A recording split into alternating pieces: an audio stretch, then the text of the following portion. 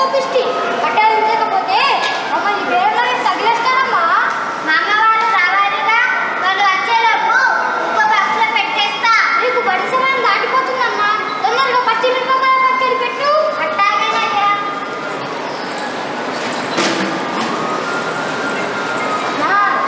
తల్లి ఎగ్గు ఉల్లిగడ్డ పెట్టినావా? పెట్టినా అయ్యా. చిట్టి బేరంలో కట్టెలు ఇచ్చావా? వస్తూ వస్తూ నీకేంటన్నట్ట?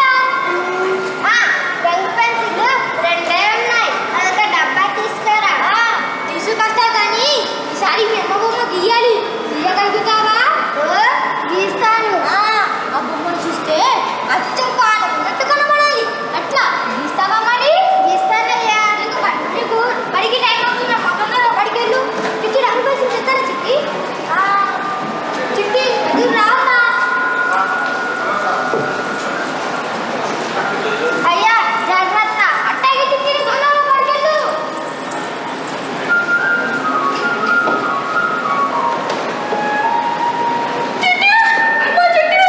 ఏంటయ్యా? పులా ఎక్కడయ్యా? దారిలో ముళ్ళ కొంచెం ఉంది చూడు, దానిలో నక్కి ఉందమ్మా. నేరుగా నాకు అడుగు ముందుకేసి ఉంటే ఈరోజు నాకు ఈ మాంసాన్ని ఈటాడని నా చిట్టితో ఎదురొచ్చేలా బతికి బయటపోతాను. నన్ను కూడా చంపి తినేసి ఉండేది.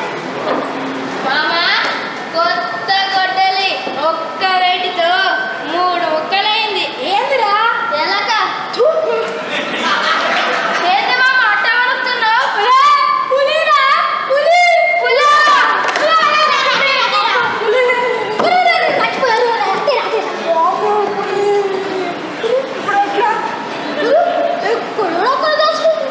నేను ఎక్కడ దాచుకోవాలి?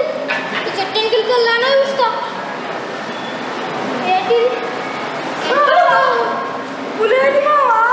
పులి దానికి ఎందుకు వచ్చినాయి? వచ్చిందిరా. వచ్చేటి ఏమైనా మనకు చెప్పి వస్తాయా ఏంటి? ఏందిరా అడ్డం అనుకుంటున్నావు? పులి మామ, పులి చూడు నన్ను వస్తావు. అది నిజంగా పులైతే పులే మామ. అయితే ఏందిరా? అది నిజంగా పులేరా?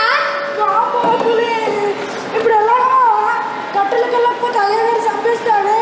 ఇప్పుడు ఎలా? ఒరే నువ్వు వెళ్ళి చూసిరారా. తమాషా చేస్తున్నావా? జబర్దస్త్ అనుకున్నావా? ప్రాణాలు ఇక్కడ. అయ్యా మీరందరూ గంగా ఉండండి, నేను వెళ్ళి చూసి వస్తాను. మరి ఎలాగనా? మనం కట్టెలకు వెళ్ళాలి, చిట్టి బడికి వెళ్ళాలి. బడికి వెళ్ళాలంటే బతుకుండాలి కదరా. ఏమైందిరా? పాలు చూసిరాలా? అలాగే అట్టా చూసి వచ్చుద్ది. మా చిట్టి వెళ్ళదురా, నేను చూసింది పులినేరా. బతుకుంటే బస్ స్టాండ్ బాటాన్ని నమ్ముకుంటా కానీ నేను వెళ్తున్నా. అయితే ఏంటారా? కట్టెలు ఇవ్వాలి, లేదంటే అయ్యగారు ఊరుకోరు. నేను చూసి వస్తానయ్యా. వద్దమ్మా, నీకేమన్నా అయితే నాకు దిక్కేవరమ్మా. సరే ఒక పని చేద్దాం, ముగ్గురం వెళ్ళి దూరంగా ఉండి చూద్దాం. మీరిద్దరు వెళ్ళి దూరంగా కాదు దగ్గరగా వెళ్ళి దాని భుజం మీద చెయ్యేసి చూసి చిచ్చి కన్నా పలకరించి ముద్దాడండి. నేను వెళ్తున్నా. స్నానాలంటే ఎంత తీపిరా నీకు? మీకేం చేయదు, మాటలకి ఎంతగా చెబుతారు. కొంచెంసేపు ఆగండిరా. ఆ పులి చూసి చూసి వెళ్ళిపోతుందిరా. అది వెళ్ళకపోతే అయ్యగారు అక్కడ కట్టెల కోసం ఎదురు చూస్తూ ఉంటాడు. నేను వెళ్తున్నా.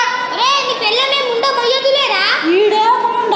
వామ్మో, నా పెళ్ళానికి నేను ఒక్కనే మొగుడిని. ఇంకా చేసుకోరా ఎదవని అదో నాన్న చెప్తున్నాడుగా పిల్లని. మా మరి రోజు కట్టెలు కొట్టి అయ్యగారికి బెర్రలకు ఇవ్వకపోతే చంపేస్తాడు. ఓరిని కట్టలు పాడు కాడు. అయ్యగాడు చంపే సంగతి తర్వాత మేము ఒక్కడికి ముందుకేస్తే పున్నొట్ల పోయిపోతాం. ఈ రోజు కట్టెలు లేకపోతే బేరంలో బొగ్గి అయిపోతాం. చీ ఈ బతుకుదడా.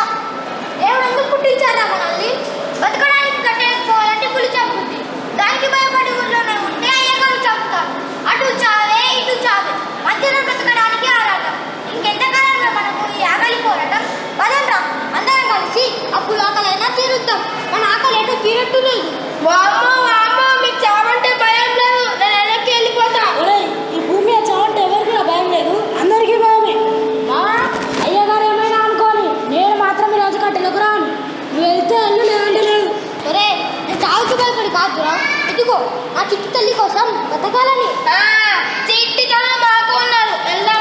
కాదండి మావా, భయపక్కన చూసినది పులా చూసి వస్తాను చెప్తున్నాను కదా.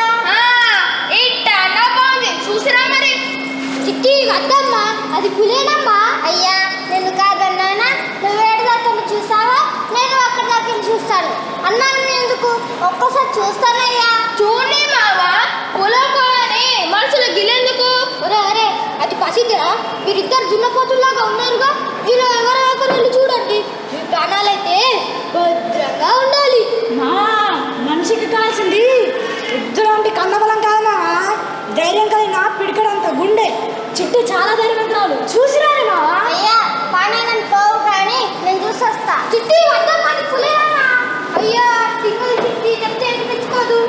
బాబుడేలా పులానంగా వెళ్ళి ఎలా వస్తుందో ఏమో.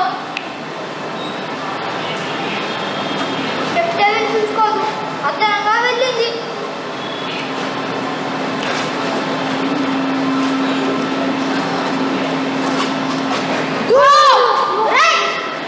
మధ్యలో నీ బుల్లెట్రా. అయ్యా ఏమైందమ్మా చెప్పు. అయ్యా నువ్వు పిచ్చోడివి. ఎట్టాగమ్మా, నేనెట్టా పిచ్చోని? అది పులి కాదు, మరి జింక. జింక. జింకే రేపులో తరుముకుంటుంది. ముళ్ళ పొదలో ఇరుక్కుపోయింది, బతికిపోయింది. అంటే చిట్టి అది ఇంకా తప్పించుకోలేదా? ముళ్ళ పొదలో ఇరుక్కుపోయింది. ఎలా బయటపడాలో తెలియక ముఖం ముడుచుకుని దిగాలుగు చూస్తుంది. ఎవరెమ్మన్నా కాపాడుతారమన్నట్టు. ఏంటమ్మా, నువ్వు సరిగ్గానే చూసావా? నెమ్మదిగా దగ్గరికి వెళ్ళి మరి చూసానయ్యా. మీ కడుపున ఆడపులి పుట్టింది మా. అరే మళ్ళీ పులానగ్ర నా గో చూడటట్టుంది. మావా మావా, ఏందిరా? మాంసం తిని చాలా రోజులేదు మావా. ఎలాగో వారం ఆగాం కదా, ఈ ఒక్క రోజు ఆగి ఆ జింకను తెచ్చి వండుకొని పోగులేసుకొని తిందాం, ఏమంటావు? ఒరే, నువ్వు చెప్పేది ఎలా ఉందంటే పొదలో ఇరుక్కుంది పులి కాదు, చావును తప్పించుకున్నాం కాబట్టి అక్కడ అయ్యగారి చేతిలో చద్దాం అన్నట్లుందిరా. 10 రోజులుగా బేరన్న దగ్గర కట్టెళ్ళలేక 100 మంది కూలోళ్ళు బేరన్న దగ్గర పడిగాపులు కాస్తున్నారు. వాళ్ళందరిని అయ్యగా మేపలేక కట్టెలు తీసుకురాలేదని కొరకొరలాడుతున్నాడు. రాత్రే బెదిరించాడు, కట్టెలు తీసుకువెళ్ళకపోతే మనల్ని బేరన్న తగిలేస్తాడు రా. మరి ఎలాగో మామ, నోటి దాకా వచ్చిన జింకను ఏం చేద్దాం? ఒరే, ఇప్పుడు దాన్ని ఆ చెట్టు కట్టేసి బేరన్న కట్టెలు ఇచ్చి వచ్చి ఎవరి వాట వారేసుకొని తిందాం, ఏమంటారు? నువ్వు చెప్పిందే బాగుంది మావా.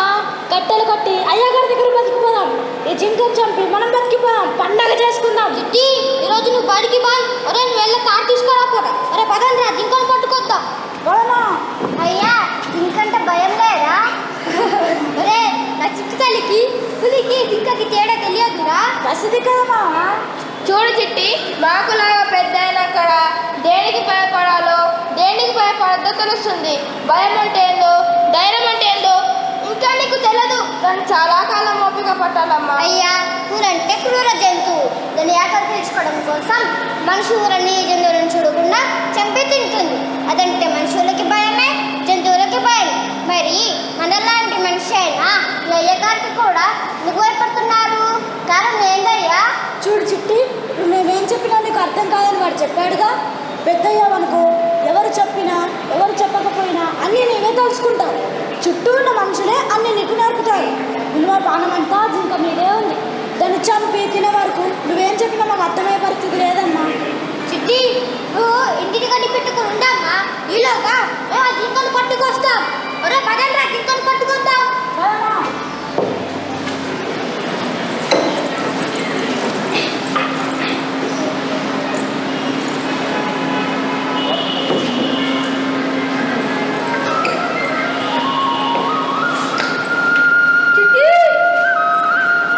అయ్యా జింకనా? అవును చిట్టి. జింక భలే ముద్దొస్తుందయ్యా.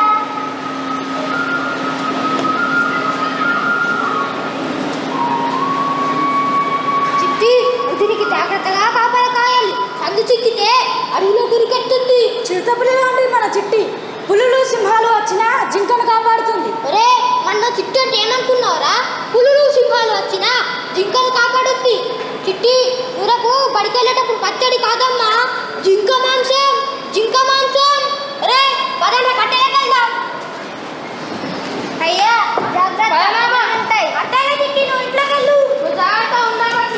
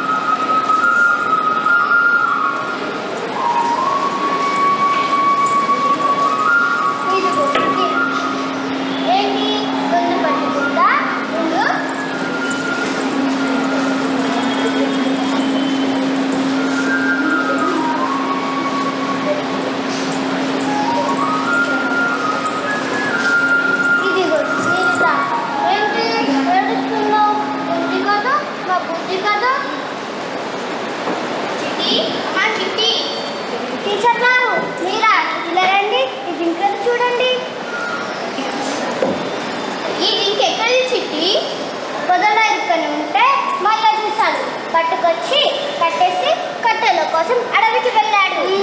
నిన్ను కాపాల పెట్టాడు. దీనికోసం మీరు బడికి నామం పెట్టావు చిట్టి. బడికి వద్దామని సిద్ధమయ్యాను టీచర్. ఈలోగా జింకతో నీ కాలక్షేపం బాగానే ఉందమ్మా. మరి బడికి ఎప్పుడు వస్తావు? తెల్లారిసరికల్లా కోసుకొని వస్తారు టీచర్. రేపు జింక ఉండదుగా, బడికి వచ్చేస్తాను. మొత్తానికి రేపు వారందరికీ పండగలమాట. జింకని చంపడానికి నేనే కారణం టీచర్. నువ్వా? ఎలా అమ్మా?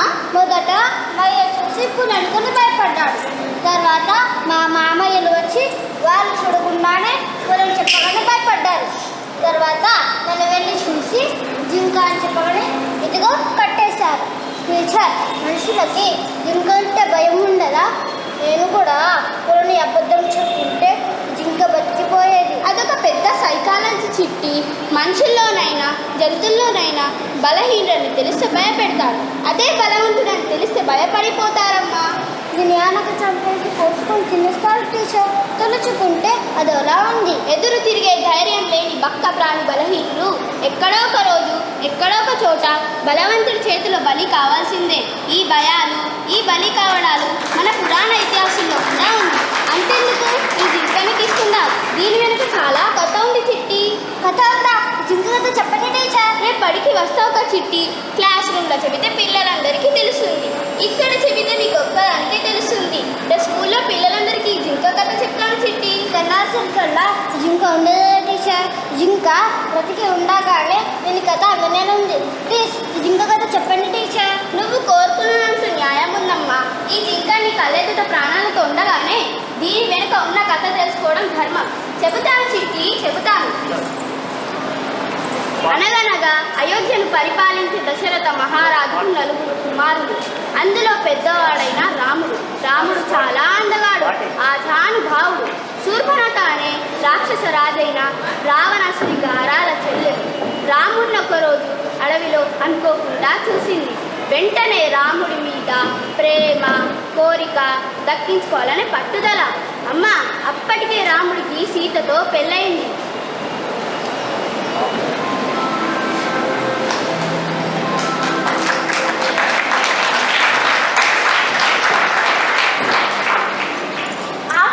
ఆహా, ఏమి అన్నం! ఇంతట జానబాహుడైన పురుషుడు నాకంట పడనే లేదే. ఎవరు మీరు? ఎవరు మీరు? ఎవరనుకుంటున్నావు? శ్రీరామచంద్రుడు, మా అన్నగారు. ఏ స్త్రీ కూడా పరాయి పురుషుడి ముందు తెగించి తన మనసులోని కోరికను చెప్పదు. నాకు మీరు మనస్ఫూర్తిగా నచ్చారు. నన్ను మనవాడి మీద చేసుకోండి. ఏమి ప్రాణాల మీద ఆశలు లేవా? మహాసాధ్వి అయిన మా వదినమ్మ సీతమ్మ ప్రాణసకుడు ఈ రాముడు. రాముల వారికి సీతమ్మ వారు, సీతమ్మ వారికి రాముల వారు. మధ్యలో వేరే వారికి చోటే లేదు. మరి తెగించిన దాన్ని ఎలా ఉన్నావు? ఓహో, సీత ప్రాణసకుడా! నాకు నచ్చిన, నేను మెచ్చిన పురుషుడి మధ్యలో వేరే ఉండడానికి వీల్లేదు. సీతమ్మను తొలిస్తే ఈ అందారాముడు నా చెంతనే ఉంటాడు కదా, నా వశం అవుతాడు. ఎంత మాట అన్నావు? మతి కానిపోయి మాట్లాడుతున్నావా? సీతమ్మ వారిని రాముల వారి నుండి విడదీయడమా? ఈ భూమి మీద బతకాలని లేదా? ఈ అందాల రాముడితో జీవితకాలం కలిసి ఉండాలని ఉంది. అందుకు ఎంతకైనా తెగిస్తాను. ఈ రాముడిని నా వాణ్ణి చేసుకుంటాను. నాకు నచ్చినది మరొకరికి దక్కకూడదు. ఎంతకైనా తెగిస్తావా? చెబిదేవిని ఆడదాని కాదు, చేతల చేత చెప్పాలి.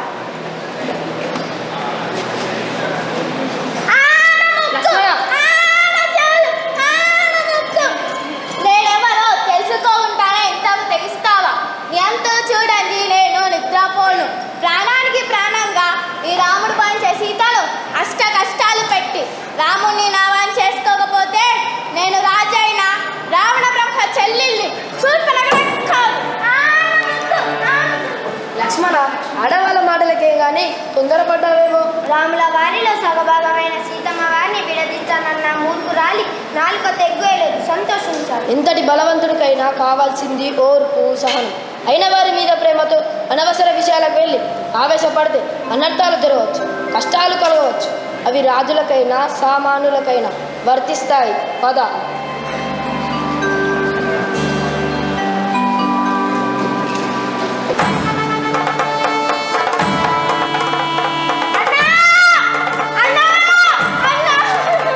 ఏమిటి శూర్పణఖ? ఏమిటి రక్తం? రాముడి ఇష్టసకైన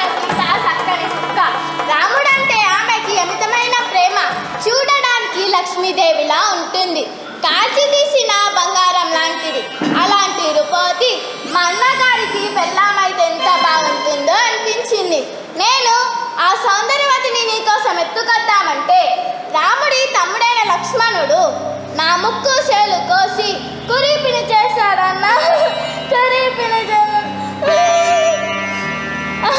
ఆ సీత మా అన్న పాదాల దగ్గర పడి ఉండాలి. అన్నా, రాముణ్ణి చంపైనా సరే సీతను నీ దాసిగా చేసుకోవాలి. సీత నీకే దక్కాలి. నేను కురీపినైనా పర్వాలేదు. ఆ సీత మా అన్న పాదాల దగ్గర పడి ఉండాలి. ఆ అందం, ఆ సౌందర్యం మా అన్నకే చెందాలి. ఇంకే మగవానికి చెందకూడదు. సీతను లాక్కొచ్చి నీ పరాక్రమంతో రావణ బ్రహ్మ చెల్లితో పెట్టుకుంటే ఏం జరుగుతుందో ఆ మూర్ఖకి తెలియజెప్పు. సీతను పెళ్ళాడు. నీ చెల్లి కోర్కెను పగాను పంతాను నెరవేర్చు. నా చెల్లి ముక్కు చెవులు కోసిన వాళ్ళను వదలనమ్మా, వదలను. నాకే కాదు, ఈ రాజ్యానికే అవమానం. వాళ్ళను చంపడమే కాదు, సీతను నీ కోరిక ప్రకారం లగ్నమాడి ఈ రాజ్య మందిరంలో దాసిని చేస్తాను. నీకు మాటిస్తున్నాను చెల్లెమ్మ. ఈ అన్న మాట తప్పడని నీకు తెలుసుగా. ఇక నువ్వు వెళ్ళము.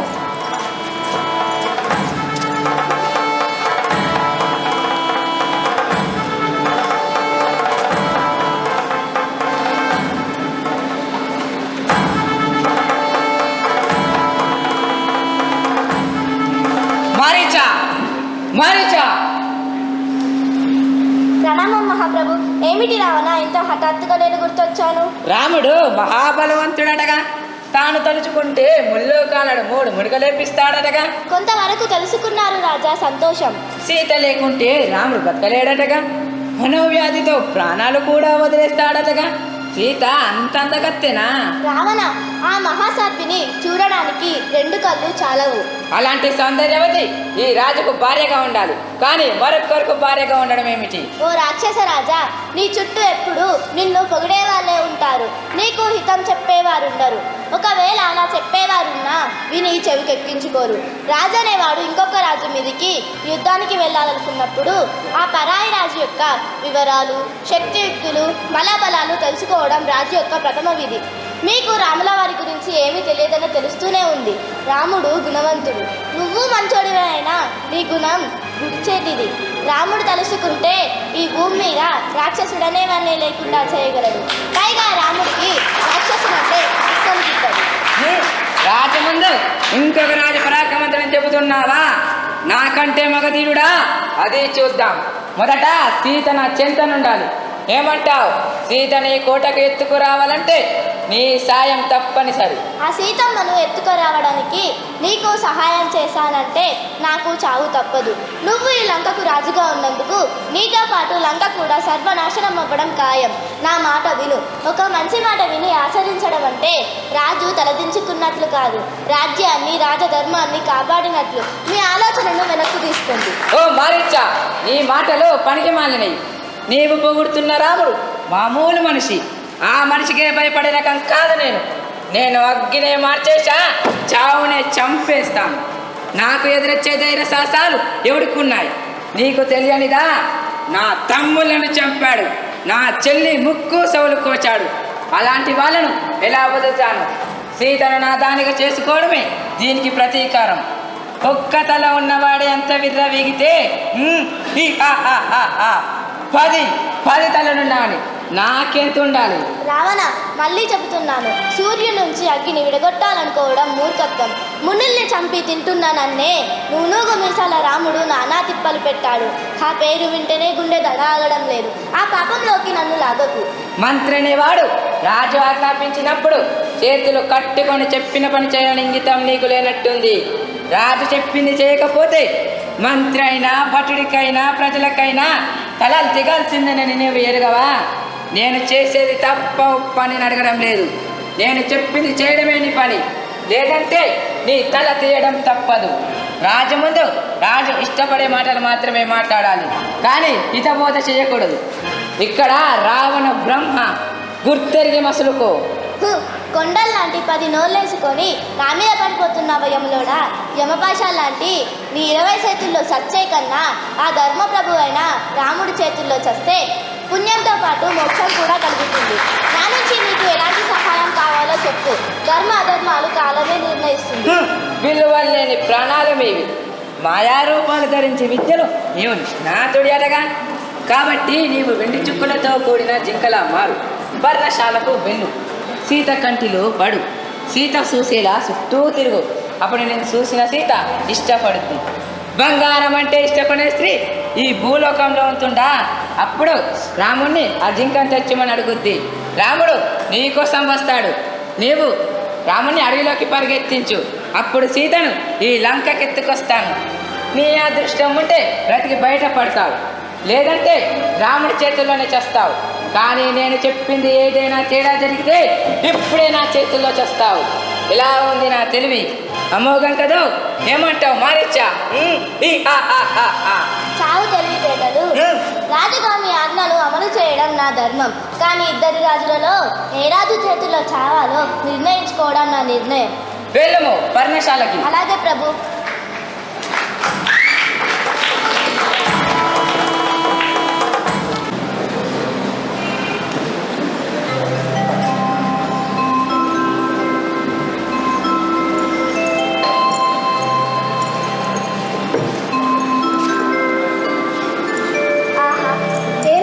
సౌందర్యం. హిరణ్యవర్ణంలో హరిణి. ఇటువంటి జింకని నేను ఎప్పుడూ చూడలేదే. బంగారు వర్ణం, దానిపై వెండి ముద్రలు. అద్భుతం. ఆర్యపుత్ర, ఆర్యపుత్ర. సీత, ఆ లేడీని చూడండి, ఎంత అందంగా అద్భుతంగా ఉందో. అవును సీత, చూడముచ్చటంగా ఉంది. స్వామి, నాకు ఆ జింకని పెంచుకోవాలని మనసు వచ్చినది. దానిని పట్టి తెచ్చదరా? లక్ష్మణ, అగ్రజ, ఈ జింక సామాన్య జింక వలె లేదు, ఏదో మాయ మృగంలా కనిపించుచున్నది. ఈ వనమునందు రాక్షస విహార కలదని వినేది. ఎవరైనా మాయ విమనలను పరికించి ఒంటరిగా ఉన్న సమయంలో భక్షించవలనని ఈ వేషం ధరించి వచ్చినడనిపించుచున్నది. మీ వదిన దానిని చేరదీయకూర్చున్నది. అన్న, మనం ఎన్నో జింకలను చూచినాం, కానీ బంగారం రంగులో ఇంత ప్రకాశవంతమైన జింకను ఎచ్చడను చూడలేదు. ఆయనను భూలోకంలో ఇంత అందమైన జింక ఉండడం అసంభవం. ఇదేదో రాక్షసమాయ అని అనుమానంగా ఉంది. సందేహం కాదు, జంగ రాక్షసమాయ. అమ్మ, వదినమ్మ, మీరు ఆ జింకని నమ్మవద్దు. దాన్ని పెంచుకోవాలని కోరిక విరమించుకోండి. లక్ష్మణ, నీది అనుమానమే కానీ నిజం కాదు కదా. కళ్ళెదురుగా కనిపిస్తున్న ఆ జింక మాయ జింక కాదు. మన ఆశ్రమ ప్రాంతంలో ఎన్నో జింకలు ఉన్నాయి. అవన్నీ దీని ముందు సాటిరావు. దాని శరీరం చిత్ర విచిత్ర రంగులతో ఎలా మెరిసిపోతుందో చూసారా? అది మనల్ని చూచినా కూడా బెదరటలేదు. కానీ లక్ష్మణుడు ఎందుకు బెదురుచున్నాడు? మరి మీరే స్వయంగా వెళ్ళి నా కోరిక తీర్చండి. నాథ, దాని రూపమే కాదు, అరుపు కూడా శ్రావ్యానందంగా ఉన్నది. దానిని సజీవంగా పట్టిదండి. మన వనవాసంలో నాకు తోడుగా ఉంటుంది. వనవాసమైన పిమ్మట దానిని మన అయోధ్యకు కొనిపోవదుము. అందరూ దానిని చూసి సంతోషిస్తారు. స్వామి, ఏమిటి ఆలోచిస్తున్నారు? అదేం లేదు సీత, ఆ బంగారు లేడిని ప్రాణాలతో ఎలా బంధించడో తెలియదు. అందుకు స్వామి, సజీవంగా దొరికినదా సంతోషం. ఒకవేళ మరణించినదా దాని చర్మము నా పూజ ఎందు ఆసనముగా వాడు. నీ కోరిక నాకు విద్య అనిపించుతున్నది. నిజమే, స్త్రీలు సున్నిత హృదయులు. ఇటువంటి విపరీతమైన కోరిక కోరుట సమంజసం కాదు. కానీ దాని ఎందో నా మనసెందుకో మక్కువైనది. దానిని సజీవంగా పట్టిదండి, నేను సంతోషిస్తాను. లక్ష్మణ, విన్నావుగా సీత మాటలు. సీతకు ఆ బంగారు లేడిపై ఎంతో ఆసక్తిగా ఉంది. తనకే కాదు, నాకు అది భావం కలుగుతున్నది. కానీ అన్న, ఇందులో ఏదో మోసం ఉన్నదనిపిస్తుంది. మోసం కాకుండా సజీవంగా దొరికినదా సంతోషం, మరణించినదా జీవహింస పాపం కదా. రాజులకు వేట వినోదం. నిజమే, జంతువులకి ప్రమాదం. నేను ఇప్పుడే వెళ్ళి ఆ బంగారు లేడిని కొంతెత్తును. ఒకవేళ అది మాయమృగమైనచో దాని చావు నా చేతులు రాసి కట్టి ఉంటే అవశ్యంగా వధించి ఈ దండకారణంలోని ఋషులకు మునులకు విముక్తి కలిగిస్తాను. ముల్లోకాలను జయించే మీ అన్నగారికి ఈ జింకలు పట్టుకు బంధించడం ఒక లెక్క. విన్నావుగా మీ వదిన గారి మాటలు. నేను ఇప్పుడే వెళ్ళి ఆ బంగారు లేడిని కొంతెత్తును. అంతవరకు మీ వదిన గారు జాగ్రత్త.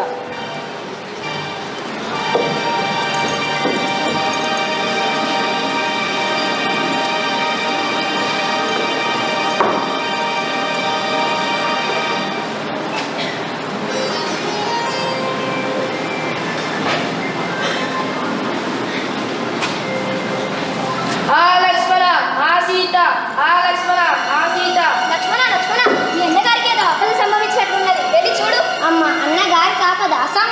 తల్లి, అది అన్నగారి గొంతు కాదు, రాక్షసమాయ. కాదు, అది నా స్వామి స్వరమే. ఒకసారి పోయి చూసిరాము. అమ్మ, నిన్ను ఇలా అడవిలో ఒంటరిగా వదిలి వెళ్ళకూడదని అన్నగారి ఆజ్ఞ నేను పూజాలను. నాకు అర్థమైంది. ఇది రాక్షస మాయ కాదు, నీ మాయ.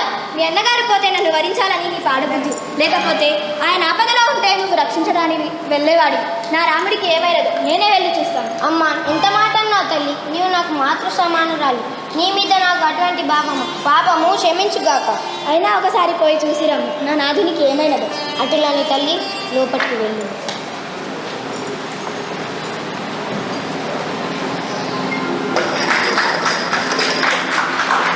తల్లి, ఎటువంటి ఆపద వచ్చినా ఈ గీత దాటి బయటకు పోవద్దు.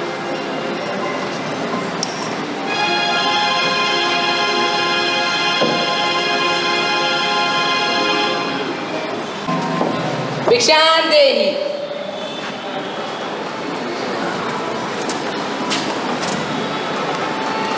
భిక్షాందేహి.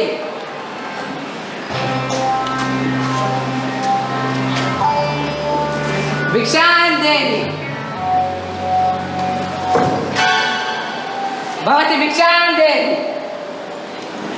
అయ్యో మురళవారు, ఇప్పుడు ఎలా గీత దాటడం? అమ్మ, మేము మునిల వారం. మా వల్ల మీకేమి అపాయం లేదు. గీత దాటే భిక్షం వేయండి. రావణ బ్రహ్మ.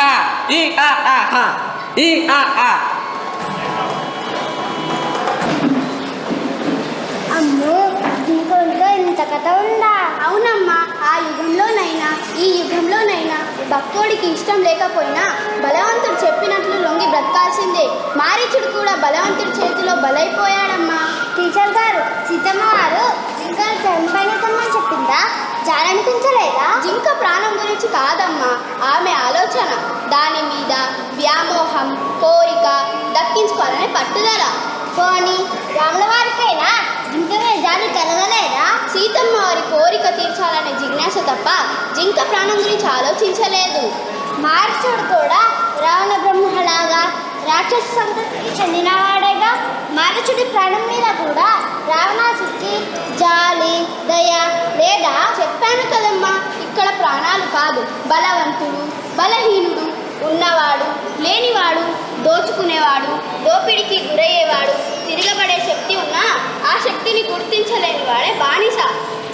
టీచర్ గారు, ఈ జింకలు వదిలేయమని మీరే మాల వాళ్ళకి చెప్పండి. చెప్పినా ఎవరు వినరమ్మా. మనుషులలో రాక్షసుడు దాగి ఉంటాడు. మాంసం రుచికి మనిషి బానిస. అడవి జంతువు వేటాడే రాక్షసత్వం అతడి సొంతం. రాక్షసుడు ఉన్న చోట మానవత్వం ఉండదు. పైకి మనిషి ఆకరణం మాత్రమే ఉంటుంది. అయితే మనిషికి రాక్షసుడికి తేడా లేదా టీచర్? ఉందమ్మా. రాక్షసుడు అయితే పచ్చి మాంసాన్ని తింటాడు, అదే మానవుడు వండుకొని తింటాడు. అదే తేడా. అన్నట్టు చిట్టి, ఈరోజు వేదాల గురించి పాఠం చెప్పానమ్మా. దీన్ని నువ్వు మిస్ అయ్యావు. వేదం అంటే ఏంటి టీచర్? జ్ఞానం, ధర్మ అధర్మాల గురించి చెప్పేది. వేదం జీవన విధానం గురించి వివరించేది. అందుకే వేదం జీవననాదం అన్నారు. ధర్మాన్ని ఆచరించిన వాడు వేదజ్ఞుడు. ఆచరించని వాడు దేవుడైనా అసురుడే. ఆచరించిన వాడు అసురుడైనా దేవుడే. వస్తాను చిట్టి. టీచర్ గారు, జింకలు వదిలేయమని మీరే మా వాళ్ళకి చెప్పండి. ఆ జింకను రక్షించే మార్గం చెప్పి వెళ్ళండి. నాకు అలాంటి జ్ఞాన మార్గం చూపి ఈ జింకకు ప్రాణం పోయండి. తెలిసిన వాళ్ళకైనా చెప్పగలం, తెలిసి తెలియని వాళ్ళకి చెప్పడం ఆ బ్రహ్మతరం కూడా కాదు. మీ వాళ్ళు వినరమ్మా. అయినా మనకు ఒక ఆయుధం ఉంది, ప్రజాస్వామ్యం, రాజ్యాంగం. మొండికేసిన మనుషులు, దేనికి లొంగని మొండి ఘటాలు, కోర్టులకు చట్టాలకు లొంగాల్సిందే. ఈ ప్రజాస్వామ్యం, ప్రజాప్రభుత్వంలో మన చేతిలో ఒక ఆయుధం లాంటిది మన రాజ్యాంగం. ఆ ఆయుధాన్ని ఎలా ఉపయోగించుకోవాలో అంతా మన చేతిలోనే ఉంది. నీ కోరిక ప్రకారం ఈ జింక ప్రాణాన్ని కాపాడుతానని నీకు రాజ్యాంగం మీద ప్రమాణం చేసి మాటిస్తున్నాను. ధైర్యంగా ఉండమ్మా చిట్టి. వస్తాను చిట్టి. ఏది జ్ఞానం, ఏది ధర్మం? అసురుడెవరు? రాముడితో నేరుగా యుద్ధం చేయక మారీచుడిని బలిపశం చేసిన రావణుడా? వెండి చుక్కల బంగారు జింకలు చంపైన పొందనుకున్న సీతమ్మదా? జింక గుండెని చీల్చిన రామయ్యదా? మారీచుడైతే దేవుడు కాకపోవచ్చు, కానీ రాక్షసుడు మాత్రం కాదు. చిట్టి తల్లి ఏమంటుంది ఇంకా? ఇంకేమంటాయి బావా? గందరగోళం చంపి పంపి వండుకొని తినమంటది అంతేగా చిట్టి? ఇదిగో చిట్టి, కారం మసాలాలు రోడ్లో వేసి బాగా నూరి ప్రక్కన పెట్టు. ఈలోగా ఆ జింక తలకాయ తప్పించి ఎవరి వాట వారేసుకొని వండుకొని తిన్నాం. అన్నట్టు మర్చిపోయా చిట్టి, రంగు పెన్సిల్ కూడా అందులోనే ఉన్నాయి. అయ్యా ఈ జింకను చంపొద్దయ్యా. నీకేం తెలియదు చిట్టి, లోపలికి వెళ్ళు. మామ, తలకాయ వాటాలంటే గుర్తొచ్చింది. దీన్ని ఎన్ని వాటాలు వేస్తాం? అది కూడా తెలియదేంట్రా? 3 తలలు 3 వాటాలు. 3 వాటాలు కాదు మామ, 4 వాటాలు. 4 వాటాలా? 4 గంటలే వరదురా? ఒరే పనికి మాసినాడా, రోజులు కొట్టకుండా 4 తల ఎవడో తెప్పి ఏడురా. మన ఊరు పెద్దది మామ. నిజమే రాయు, నీకు కూడా తల ఉంది. 4 తలలు 4 వాటాలు. తలలుంటేగా వాటాలు వేసుకునేది. ఏడ్సాలే కానీ పొత్తుకోకుతుంది. లోపలికి వెళ్ళి కట్టలు తీసుకురా. మరి నువ్వేం చేస్తావు? ఒరే నేను ఆ జింక కట్లిప్పి తీసుకొస్తారా?